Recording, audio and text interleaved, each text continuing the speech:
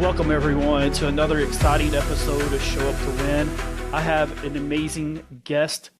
She is an author, a speaker, and she has an amazing resilience story. I would love to introduce Katie Wagner. How are you doing, Katie? Good. How are you today? Thank you for having me. I'm so excited to have you on here. Thank you so much for coming on here. Um, and so, can you just take a couple of minutes and just give everyone a timeline, but also give just an introduction to a brief introduction to yourself? Okay, yeah. Well, I was a single mom from when my kids were 3 and 8 months old, and I went to leave my husband, and they said you'll be back in 6 weeks. I haven't been back yet, so I took that responsibility very strongly, and I was a police officer for a few years, and then I realized maybe that wasn't a good idea when I had two little boys that needed me, and I'd be working 80 hours and didn't know if I was coming home. So I quit that, and I ended up driving a big truck for many years to raise them. But so my son Jeffrey, he was diagnosed with a genius IQ of 163, but he had acute dyslexia and attention deficit disorder. So I promised him at 5 I would get him through high school, and it cost me $100,000 in a bankruptcy, but I got him through high school, and he graduated, and then he went to heating and air conditioning school. And 3 months after he graduated, a guy shot him and killed him and robbed him and left him to die. So he was 18 years old. He was my baby. And then my other son, Bud, he was in high school, and they started teaching to the test. And he had a very high IQ too. And he said, "Mom, I can't do this for 2 more years. I'm just too bored." So he said, "I'm going to go down and see what it takes to join the military." So he went down, and the Navy said you have to have 15 college credits, a GED, and you have to be 17, young man. He was only 16 at the time. So on his 17th birthday, he had 18 college credits, his GED, and I signed for him to join the Navy. So when 9/11 happened, he was called up for Operation Iraqi Freedom, and he went to war and came back. He was on his way to leave to go that morning back to his second tour, and he was killed in a felony hit and run in California.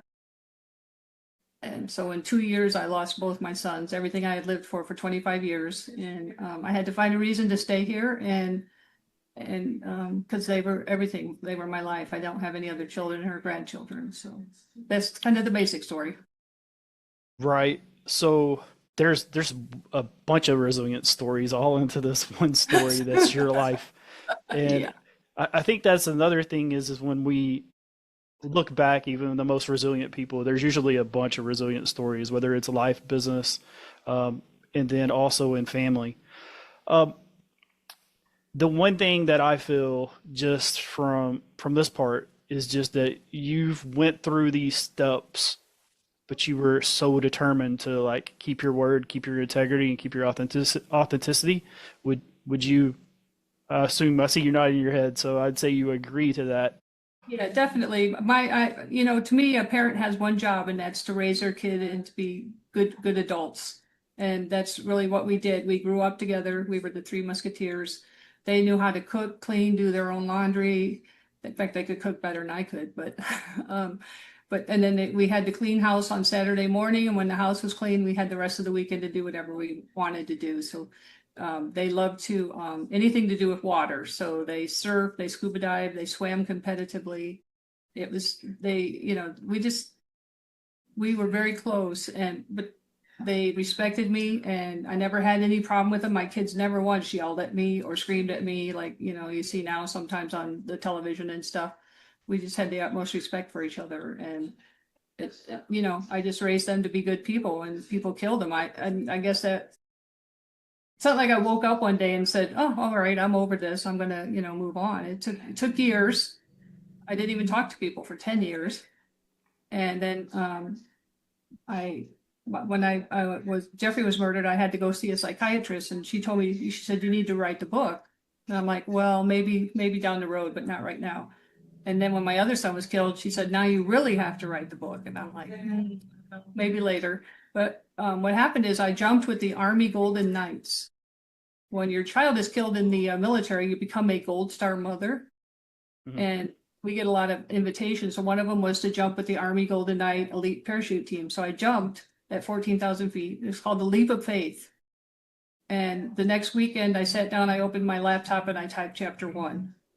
And I wrote Wow. 250,000 words, which could not be one book. So my editor made me, we divided it up and we each have our own book, and it shares our life stories and their legacies. And they went number one international bestsellers in 9 countries. So people who would have never known my children now know my children and their stories. So it's kind of cool. Right. And so I know from my experience of writing a book is it's actually very therapeutic. Mm-hmm. And so I assume that's why they were pushing it, but they knew that you had that special story that would be able to really impact other people's life. And so it just took a while for that to be drawn out of you. And so I want to congratulate you. And, that's an incredible achievement to just have one book, let alone a best-selling book, but to have three come out of that one writing session. So I definitely highly applaud you. And so what I would like to do is like I like to take things that maybe have a negative context and like spiral them up into like the more positive things that you've done. And so that's what I was going to say is like you've dealt with these two tragedies. You've dealt with some definitely tough circumstances at the beginning with the kids, but then also you were able to turn those negatives into a positive. And so I just want to say I applaud you and congratulate you with that. And so what got you into speaking? What got you into like, your next phase of life with after the kids and after the part of the grief? Because I know the grief part's really difficult to handle. And so you said, it took you 10 years. So like, what would you say through your 10 years of battling the grief? What if someone else was going through that aspect, what would you give to them and say, hey, this is one of the tools that I would love to give you to help you through that? Yeah, that's really good to ask. What happened is that was just so horrible that there was nothing you could have said to me that would have changed or brought my kids back, and there was nothing I could say to you that would have made you understand the pain I was in and how angry and hurt and lost I was. I always tell people, don't get lost in your loss because it's a horrible place to be alone. And and then I say that I crawled from hell not once but twice because, and I did. I crawled. It's not like I woke up and was over it. It took a lot of courage and a lot of persistence. And some days it was just getting up and getting dressed and eating. Other days, I did better, and thankfully I had somebody who supported me through that. I told them I was going to kill myself, and they said, "No, you can't do that because you haven't even got over Jeffrey yet. Now they just dumped Bud in your lap. It's going to take time." Well, I on the back of all three of my books, it says, "Time does not heal all wounds. It's what you do with your time." Yes, Because it absolutely. is. So I found ways to honor their loss. And what really funny story of how I started sharing their story was I don't know, I just felt like I had to do penance or something for some reason. So I got a job at a funeral home. So for 2 years, I worked at a funeral home and I would do their sales for prepaid funerals. And I could show them that, Jeffrey was just 18 years old. He had no plans for a funeral. Well, when Bud went to war, you have to plan your whole funeral. So he had it all planned. So I could tell them the difference between it being planned and not planned. And I would share the story of my two boys. And every time I shared it, it got easier because there's a lot of mothers in the Gold Star mothers that can't even talk about their children. They just cry, Right. and they haven't been able to move forward yet. So it really helped me that 2 years of sharing their story every week to be able to move forward and not cry. And um, it's all every day is resilience. It just keeps me going. And when I wake up in the morning, I've got about 30 seconds where I don't remember they're not here. And then I remember they're not here. So it's resilience to get up. And I tell people I live every day to make them proud and be the person they believe me to be. And with that, I can't go wrong. So it Well, totally changed my life and you've how I look at it. definitely you definitely have done that, and I believe that you have a whole community of people that are supporting and that have read, either read your book or have come across your path that are just like completely mesmerized by your, the recovery aspect. That kind of use the word recovery loosely because I know that it takes, it's basically a one day at a time aspect, but it's really that's a loss that you don't recover from. It's just something that you're able to realize that you have to go through it and not, sit and just be in the muck. Um, so my other part of my question was like how you spun it into being able to speak about it. Is that because of being, getting your books out there, and was that part of it? I know with the Gold Star family thing, I know that they express as much as, gratitude as possible, but they want you to get out there if it's possible, just so you can, help them with their calls, but also it's a way for you guys to serve and be able to honor, um, your son, and in those cases. Yeah, it really is about the three things I like to tell people to do is you've got to find your new purpose because your old purpose doesn't matter anymore. It's, my old purpose was to raise these two boys. Well, I can't do that anymore. But you find your new purpose, which for me is to help other people. Like I said, being lost in your loss is horrible.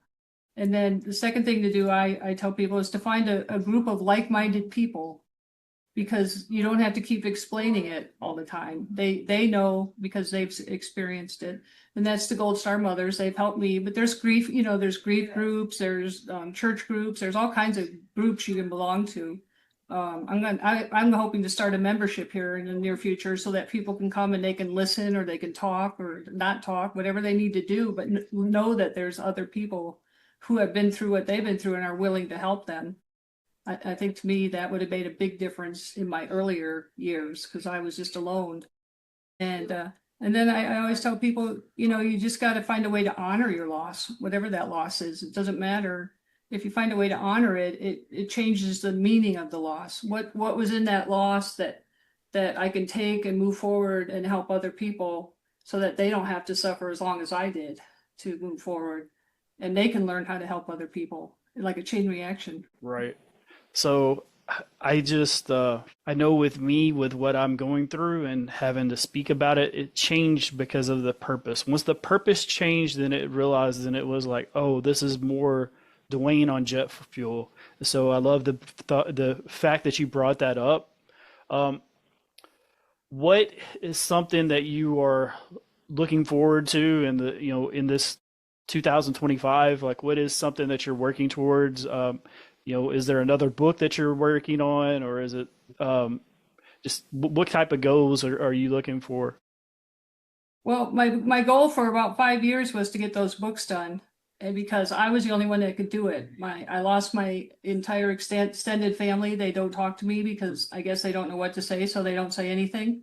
And in this country, we're not taught to how to deal with grief and how to help people. It was bad enough I lost my two kids, but I lost my whole family. It was crazy. And so my goal for this now that the books are done, because I had to finish them. People kept telling me, well, you don't have to finish your books to speak. And I go, no, I have to finish my books because nobody else can finish them. I'm the only one that can tell this story. So now that they're finished and they've gone out bestsellers, I can't touch them anymore. They're done, right? So I have to find my next purpose, and I think my next purpose is just to speak. I'm more than willing, which is very strange because a lot of people, they don't talk. They just hold it all in. They don't want to share it. They don't want people, they don't want to cry. They don't want people to feel sorry for them. I don't want people to feel sorry for me. I mean, it's sad. Yeah, it's really sad, but it's also made me a better person. It's made me a stronger person. It's changed the way I look at life, the way I treat people. Not that I treated them badly, but I treat them even better now, knowing that every person you meet is going through their own struggle. And just by maybe saying hello to them or good morning to them, you're going to change their day. Yeah, You know, absolutely. So I I'm, use I use an analogy when I do my talks about the lighter. Like, so if you take a lighter that has its flame up and you dump it in water, it can't flick. So there's no way for them to actually push the button themselves and getting the flame. But also, what they can do is push the button and find someone who has the flame. You can go over and then it relights them. So I think right. that's something very. I think that is something that's very familiar with what you're doing. I think you're finding those people that aren't able to express it, and you're able to give them that, that spark. And honestly, it's not even a spark; it's the whole flame. So you're inspiring so many people that if they've had so much a loss that other people cannot understand. And also, like you were saying, you have a planned loss and then you have an unplanned loss. And so I am really looking forward to seeing what you're going to be able to put out there and for the rest of the year. But also, you've got someone who um, is going to be looking for your stuff for my life. I think you're such an inspiration. So, for me, I feel I know you said you had lost your family and stuff like that. I'd love to extend myself and become part of your family and you're part of mine and just be able to understand because what we both have experienced, that grief, there's not very many people that understand. And that's why I also wrote my book too. But I just appreciate you taking the time to come on here. Can you tell the people like where to find you? You've got a website or, you know, Yeah, I have a website. It's Dr. Wagner.com. But I also, if you go to talktokd.com, you can, if they want to talk to me, they can sign up for a complimentary 30-minute call. Or if they don't want to talk to me, they can just get the From Hell to Hope, 3 Easy Steps to Resilience. And then if they sign up in the next few days, they'll get a free digital copy of Jeffrey's book to get started. And that I don't plan on writing any more books. I am writing a little book. You know how people know if you have a physical injury, like you get burnt or stop, drop, and roll, all those there's little things. I'm writing one for loss that if you were riding in the car with your friend and you see they get a phone call and you can tell something bad's happened, what would be the first 3 things you could do to help them? So it's kind of just it's just going to be a real little book. My but books I are mean, a little overwhelming if the, you hand them 3 of them. those little books are really great. That's mine's like 94 pages, but like it's a blueprint. Like it's not supposed to be this like huge book. It's just supposed to be a guide to get people through it. And so Right. anyway, I just wanted to say thank you so much for coming on and sharing your story. I'd love to have you on as a guest again, and just see where this journey is coming for you. And so I just want to say thank you again, and thank you to the listeners as always. Express gratitude from them all the time. So Thank you. thank you, everyone. I always tell people I don't believe showing up is just showing up in attendance. I believe it's showing up with intention and showing up in presence. And so that's ultimately what Show Up to Win is. And so thank you so much, everyone. Thank you.